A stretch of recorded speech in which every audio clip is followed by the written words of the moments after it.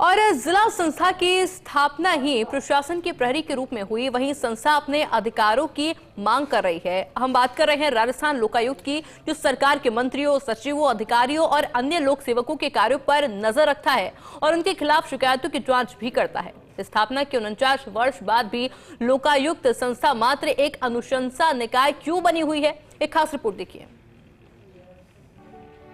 लोकायुक्त सचिवालय की ओर से जारी किए गए वार्षिक प्रतिवेदन में संस्था को और अधिक मजबूत बनाने पर जोर दिया गया। लोकायुक्त सचिवालय की ओर से जारी किए गए वार्षिक प्रतिवेदन में संस्था को और अधिक मजबूत बनाने पर जोर दिया गया। समय की मांग अनुसार लोकायुक्त संस्था को एक अनुशंसा निकाय के आवरण से बाहर निकालकर स्वतंत्र रूप से कार्य करने के लिए सक्षम और सुदृढ़ बनाने की जरूरत है। इसके लिए लोकायुक्त का अधिकार क्षेत्र व्यापक करने के साथ आवश्यक संगठनात्मक संरचना और वित्तीय स्वायत्तता उपलब्ध करवाने की आवश्यकता बताई है। 35वें वार्षिक प्रतिवेदन में 1 जनवरी से 31 दिसंबर 2023 की कालावधि के प्रकरण शामिल हैं। इस अवधि में 1958 प्रकरणों का लोकायुक्त की ओर से डिस्पोजल किया गया, जिसमें 69 प्रकरणों में 109 दोषी लोक सेवकों के विरुद्ध विभागीय स्तर पर अनुशासनिक कार्रवाई की गई। 51 लोक सेवक के दोषी पाए जाने के बाद कार्रवाई के लिए विभागों को भेजा गया, लेकिन लोकायुक्त की अनुशंसा के बाद अभी तक अधिकांश लोक सेवकों के खिलाफ कोई एक्शन विभागों की ओर से नहीं लिया गया है।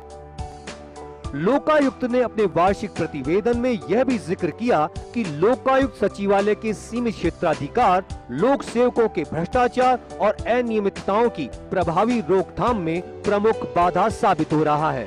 पिछले आंकड़ों के अनुसार गंभीर दुराचरण में लिप्त और लापरवाह लोक सेवक क्षेत्राधिकार के अभाव में लोकायुक्त की जांच और कार्रवाई से बच निकलते हैं और अन्य लोक सेवकों के लिए उदाहरण भी बन जाते हैं। इसके लिए लोकायुक्त ने अपने प्रतिवेदन में पंचायत स्तर पर हो रहे भ्रष्टाचार का जिक्र किया है, जिनमें लोक सेवकों और जनप्रतिनिधियों की ओर से गंभीर अनियमितताएं और राजकोष को हानि पहुंचाने के ठोस सबूत होने के बावजूद आरोपियों के विरुद्ध क्षेत्राधिकार अभाव में लोकायुक्त सचिवालय की कार्रवाई नहीं करने की बाध्यता रही। इन परिस्थितियों में लोकायुक्त ने अपने वार्षिक प्रतिवेदन में राज्य सरकार से अपेक्षा जाहिर की है, जिनमें संगठनात्मक संरचना में सुधार के लिए परीक्षण जांच अनुभाग में जिला न्यायाधीश स्तर का अधिकारी लगाया जाए, लोकायुक्त और उप लोकायुक्त की सहायता के लिए विशेषाधिकारी लगाया जाए, वरिष्ठ सिविल न्यायाधीश स्तर के अधिकारियों को सहायक लगाया जाए। यह अधिकारी उच्च न्यायालय से प्रतिनियुक्ति पर लिए जा सकते हैं। विशेष पुलिस स्थापना की मांग। ऐसे अपराधी की जांच के लिए एसपी का गठन किया जाए, जो लोक प्रशासन को प्रभावित करते हैं और भ्रष्टाचार निवारण अधिनियम के प्रावधानों के अंतर्गत आते हैं। इसका नेतृत्व पुलिस अधीक्षक या अतिरिक्त पुलिस अधीक्षक स्तर के अधिकारी करें। उनकी मदद के लिए पुलिस निरीक्षक, उप निरीक्षक और अन्य रैंक के पुलिसकर्मी हों। एसपी की ओर से की जाने वाली जांच की निगरानी सीधे रूप से लोकायुक्त के पास हो। तकनीकी सेल सहित क्षेत्राधिकार विस्तार। लोकायुक्त को संपत्ति एवं दस्तावेजों के सर्च एंड सीजर के लिए वारंट जारी करने का अधिकार मिले। केरल की तर्ज पर मामले की गंभीरता देखते हुए निषेधाज्ञा पारित करने में सक्षम हो। लोकायुक्त की ओर से जांच उपरांत लोक सेवकों के संबंध में की गई सिफारिशें भी बाध्यकारी हों।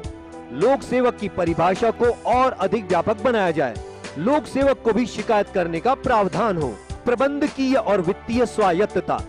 प्रशासनिक एवं संगठनात्मक संरचना का संपूर्ण प्रबंधन और नियंत्रण एकल रूप से लोकायुक्त में निहित हो। वित्तीय संसाधनों की मांग अनुरूप तत्काल उपलब्धता राज्य सरकार सुनिश्चित करे। लोकायुक्त का वार्षिक प्रतिवेदन हाल ही में विधानसभा पटल पर रखा गया और इस पर सदन में चर्चा भी हुई। विपक्ष की ओर से लोकायुक्त के अधिकारी को और सुदृढ़ करने की मांग दोहराई गई। लोकायुक्त सचिवालय का यह 35वां वार्षिक प्रतिवेदन था, जिसमें 1 जनवरी से 31 दिसंबर 2023 की कालावधि के प्रकरण शामिल थे। 1958 प्रकरणों का इस अवधि में डिस्पोजल हुआ और 69 प्रकरणों में 151 लोक सेवकों के खिलाफ अनुशासनात्मक कार्रवाई की गई।